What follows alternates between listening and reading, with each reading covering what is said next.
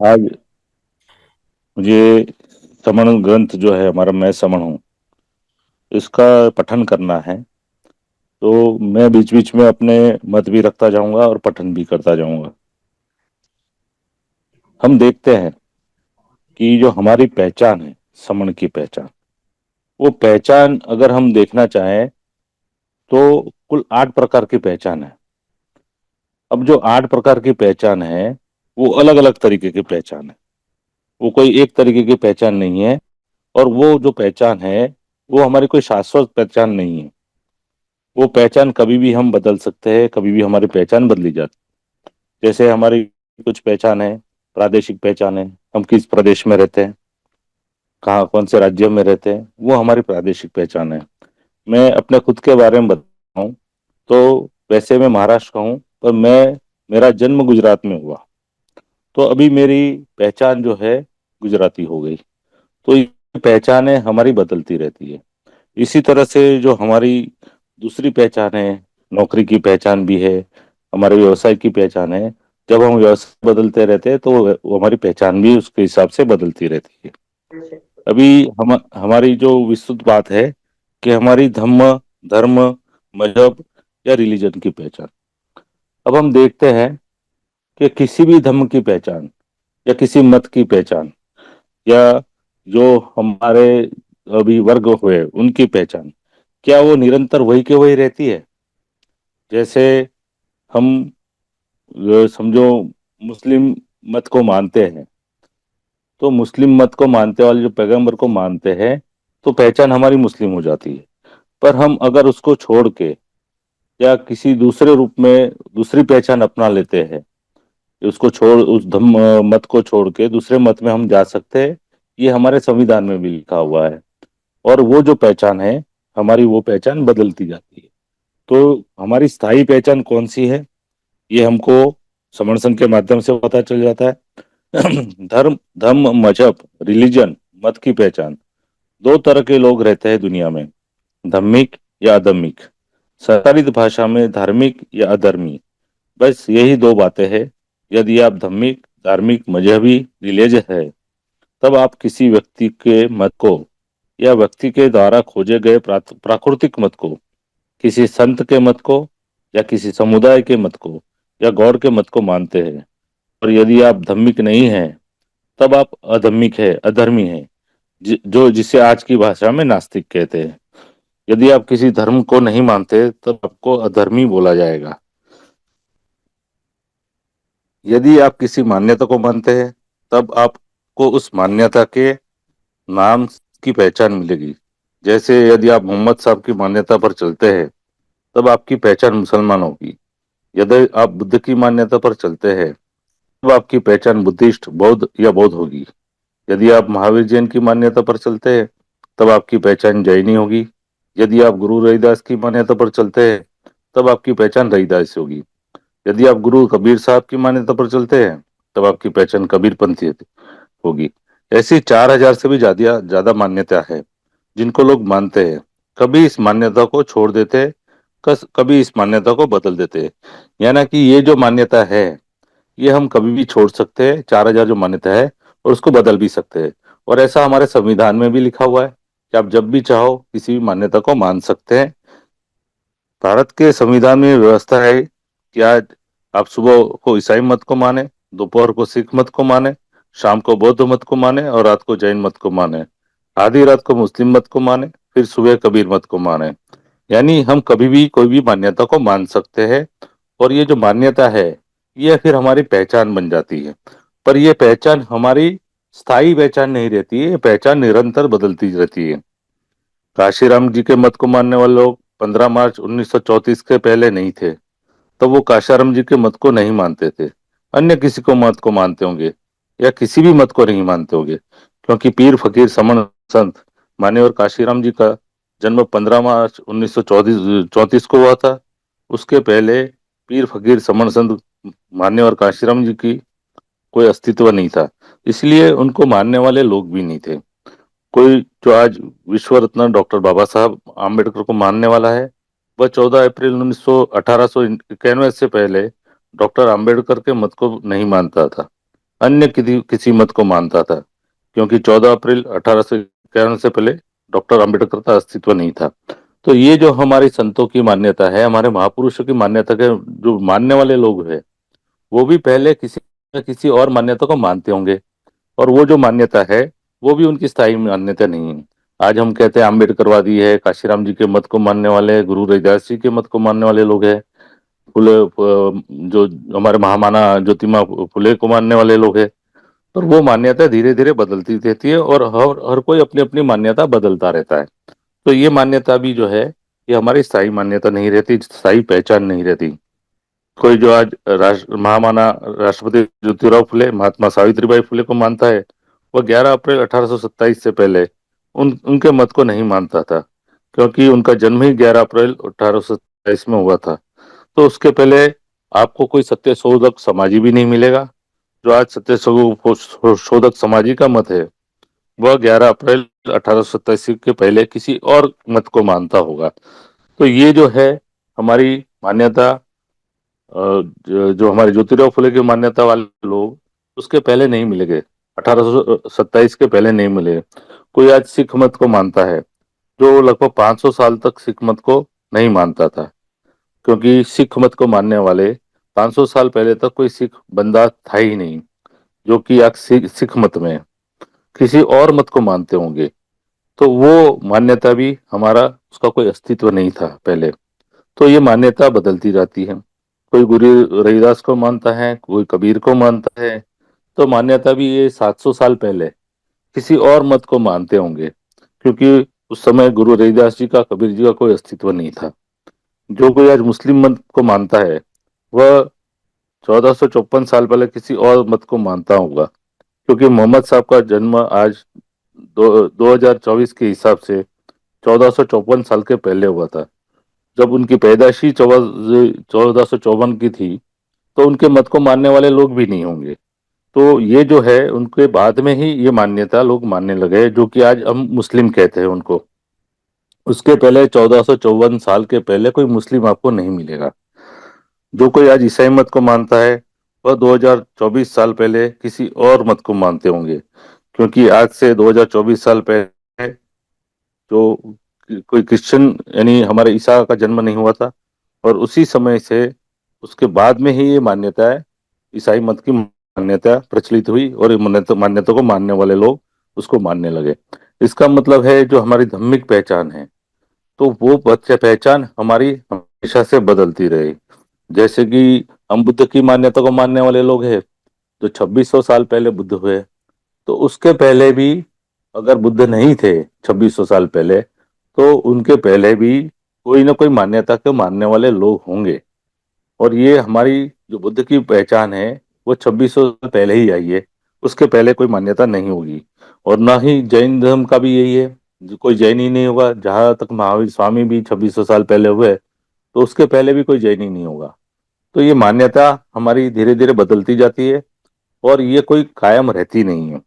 इसका मतलब साफ है कि व्यक्ति की धार्मिक मान्यता समय के अनुसार, आवश्यकता के अनुसार, राजनीति के अनुसार, राजा की इच्छा अनुसार, व्यापार की नीति के अनुसार, विदेश में रोजगार के अनुसार, अपने आप खुद ही शुद्ध करके मांग कर खाना या मेहनत खाने की जरूरत के अनुसार, शादी के अनुसार, प्यार मोहब्बत के अनुसार, संगति के अनुसार, या जीवन यापन के अनुसार बदलती रहती है। और ये बदलाव हमेशा से चलता आता है। तो फिर हमारी जो मूल पहचान है, वो मूल पहचान हमको कहाँ कर ले जाती है, इसके बारे में सवर्ण संघ ने बहुत संशोधन किया। इसके बाद हम अपनी मूल पहचान को हमने पा लिया है। जो व्यक्ति पहले बुद्धिस्ट था, वह आज अपनी मर्जी के मुताबिक कुछ भी हो सकता है। धार्मिक या धार्मिक पहचान व्यक्ति की चलती फिरती पहचान है। यह पहचान बदलती रहती है। भारतीय संविधान की आपको अपनी मान्यता दिन में 10 बार बदलने की इजाजत देता है। आगे वाले आने वाले दिनों में हजारों गुरु आएंगे, हजारों नई मान्यता आएंगी, हजारों मान्यता लुप्त भी हो जाएंगी। फिर हमारी स्थायी पहचान क्या है? कौन है हम लोग? हमारी संस्कृति क्या है? हमारी सभ्यता क्या है? हमारी संस्कृति का नाम क्या है? जवाब मिलता है मैगेस्टीन्स की इंडिका में, जहां आपको समण ही समण मिलते हैं। समण महान सभ्यता के समण दार्शनिक, समण किसान, समण पशुपालन, समण शिकारी, समण व्यापारी, समण शिल्पकार, समण योद्धा सैनिक, समण निरीक्षक, समण पार्षद, समण मंत्री, समण गुरु आदि आदि। ये सारी पहचान हमारी समणों की पहचान है। बुद्ध के त्रिपिटक को पढ़ते हैं, वहां भी कदम कदम पर समणा बमणा लिखा है। महावीर के आगम पे पढ़ते हैं, वहां भी समण परंपरा ही भरी पड़ी हुई है। और आज भी जो महावीर के मानने वाले लोग हैं, जैन लोग हैं, वो भी समण संस्कृति के ही लोग हैं, वो अपने आप को श्रमण ही कहते हैं। तो इस विचार को जो डॉक्टर बाबा साहेब अम्बेडकर ने जो लोगों तक पहुंचाया, उसको हमको समझना पड़ेगा कि बाबा साहेब अम्बेडकर बताते हैं कि भारत में दो प्रकार के लोग पाए जाते हैं। एक प्रकार के लोग सम संस्कृति के लोग हैं, जिन्हें श्रमण या समण कहा जाता है, और दूसरे प्रकार के लोग वम संप्रदाय के लोग हैं, जिन्हें वमन या ब्राह्मण कहा जाता है। बाबा साहब के जो हमारे किताब है, उसके 16वें वॉल्यूम में उन्होंने लिखा है कि भारत में दो प्रकार की संस्कृतियां चली और अभी भी है, श्रमण संस्कृति और ब्राह्मण संस्कृति। अब श्रमण का जो संस्कारित अर्थ वो श्रमण कहते हैं, पाली में उसका उल्लेख श्रमण के हिसाब से आया है, क्योंकि पाली में आधा र नहीं होता, इसको संस्कारित करके उन्होंने श्रमण कर दिया है। और जो वमन संप्रदाय है, वो एक सेक्टर है, एक वर्ग है, वर्ण है, कॉलोनी है। यदि भारत के कुछ लोग व्यापार करने इंग्लैंड जाते हैं, वहां जाके अंग्रेजी सीखते हैं, अच्छी तरह से टाई वाई पहन के रहते हैं, और वहां पे किसी अंग्रेज लड़की से शादी कर लेते हैं, तो उनकी जो पहचान है, उसकी सभ्यता है, वो क्या रहेगी? क्या वो इंग्लिश सभ्यता के लोग कहलाएंगे? वो इंग्लिश सभ्यता कभी उनको एक्सेप्ट नहीं करेगी। उनकी जो सभ्यता है, उनकी जो मान्यता है, वो समण ही रहेगी, उनकी पहचान भी समण ही रहेगी। तो ये इंग्लैंड के राज करने लगे, अगर हमारे लोग वहां जाके इंग्लैंड में राज भी करने लगे, तभी हमारी संगति समण लोगों की ही संगति कही जाएंगी। वो इंग्लैंड के लोग, जो बाहर के लोग हैं, वो हमारी संगति को एक्सेप्ट नहीं करेंगे। इसी तरह से भारत में जब वमन आए, तो वो हमारी संस्कृति थी नहीं। समण लोगों ने, हमारे भारत के मूल निवासी लोगों ने बाहर के आए हुए लोगों को वो नाम दिया, क्योंकि हम वो हमसे उलट संस्कृति के लोग थे, उलट सभ्यता के लोग थे, उलट विचारों के लोग थे। वो ऊंच नीच में, जाति में ये मानने वाले लोग थे, हमसे बिल्कुल उलट थे। उनके रंग रूप भी हमसे उलट थे, इसलिए हमने उनको नाम दिया वमन। यानी हम उसके बाद में संस्कारित करके उसको ब्राह्मण कह सकते हैं। तो ये हमारी संस्कृति उन्होंने अपनाने के लिए बहुत प्रयत्न किए, और आज भी वो प्रयास जारी है कि कैसे भी करके वो जो संस्कृति है उनकी, वो यहाँ के समण लोग उसको एक्सेप्ट करें। पर आज भी उनको ये मान्यता नहीं मिल रही है, तो उस पर बहुत जोर लगा रहे हैं। ठीक इसी प्रकार से भारत से भी जो अलग अलग देशों से भारत की सीमा में आए लोग भारत में अतिक्रमण किया, पर वो अपनी मूल पहचान नहीं बना पाए, और हमारी जो मूल पहचान है उसको वो एडॉप्ट कर भी नहीं पाए, ना हमने उनको वो पहचान दी।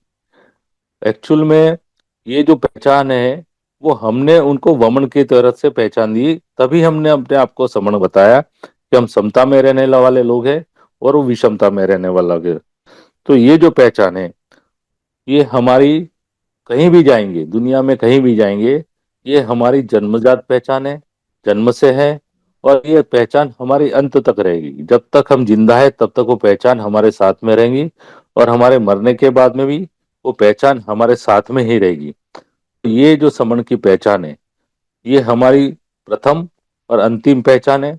समण संघ ये चाहता है कि हम अपनी मूल पहचान को अगर अपना लेते हैं, और इसको अपनाने के बाद में इसका प्रचार प्रसार करते हैं, तो हमारे जो समण लोग हैं, वो इसको अच्छी तरह से जान पाएंगे, एडॉप्ट कर पाएंगे, और हम एक पहचान के साथ में इकट्ठा हो जाएंगे।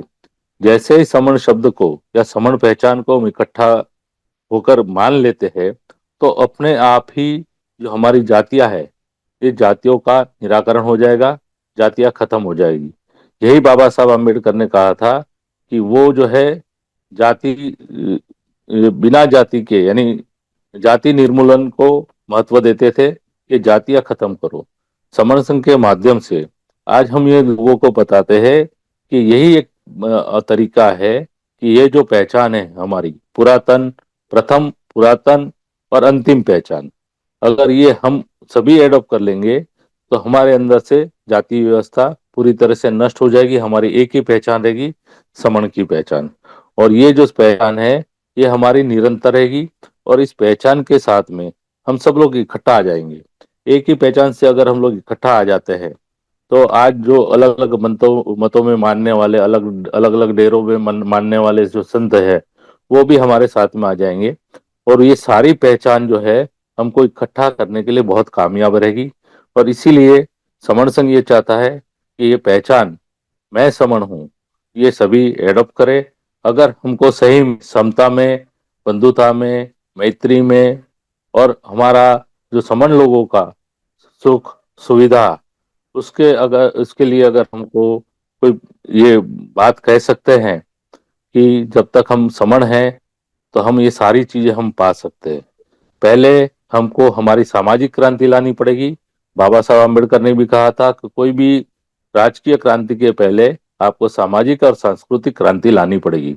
तो समण संघ आज सांस्कृतिक क्रांति के माध्यम से और सामाजिक क्रांति के माध्यम से अपनी पहचान देके, अपने आप को इकट्ठा करके, और हम अगर जब इकट्ठा हो जाएंगे, हम लोग 85 से 90% लोग, 120 करोड़ से ज्यादा लोग हम लोग हैं, हम इकट्ठा जाएंगे, तो सारी सुख सुविधा, सब कुछ हमको मिल जाएगा। हमारे समाज को प्रगति होगी, हमारे बच्चों की प्रगति होगी। और हमारे बच्चों के भविष्य के लिए हमको ये पहचान अपनानी चाहिए। मैं समण हूँ, इस पे सभी लोग ध्यान दें। और इसमें अंतरजातीय विवाह भी बाबा साहब ने बताया था कि अगर आप एक पहचान में बना लोगे, तो ये अंतरजातीय विवाह करके आप बहुत बड़ी संख्या में इकट्ठा हो सकते हो। तो इस बात पे भी समण संघ जोर दे रहा है। और समण संघ इस माध्यम से लोगों को बता रहा है कि आओ, इकट्ठा आ जाओ। सारे जो भी मानने वाले लोग हैं, अलग अलग संप्रदाय के लोग हैं, वो सारे समण ही तो है। उसमें कौन से हमारे जो संत है, एक भी संत ऐसा नहीं है कि जो वमन हो। उनकी पहचान ही, जो समणों ने, जो संतों ने बात दिया है, समानता का सिद्धांत दिया है सारे संतों ने हमारे। जैसे गुरुचांद ठाकुर, हरिचंद ठाकुर है, हमारे नामदेव जी है, संत हमारे गुरु रविदास जी है, संत कबीर है। ऐसे कई संत हमारे हो गए। संत चोखा मेला, उन्होंने एक ही बात कही है सभी ने, कि भाई समता में आ जाओ, सभी समान आ जाओ, समानता में रह जाओ। और यही समण संघ इस माध्यम से लोगों को बताना चाह रहा है कि हम समता में आएंगे, एक समण की पहचान बताएंगे। इस शब्द को हमको अच्छी तरह से समझ लेना है। समण यानी समता में रहने वाले लोग, समता में रमण करने वाले लोग। और इसी पहचान से हम आगे बढ़ पाएंगे। और इसी से हमारा देश का, हमारे समाज का भला हो सकता है। और हम एक सामाजिक क्रांति बहुत अच्छी तरह से चला सकते हैं। और इसमें हमारा सब कुछ सुख सुविधा हमको मिल सकती है। मेरे इस वक्त में कुछ गलती हुआ हो तो समण संघ मुझे माफ करे। संगं नमामि, संगं नमामि, संगं नमामि। जय भीम, नमो बुद्धाय। बहुत बहुत साधुवाद।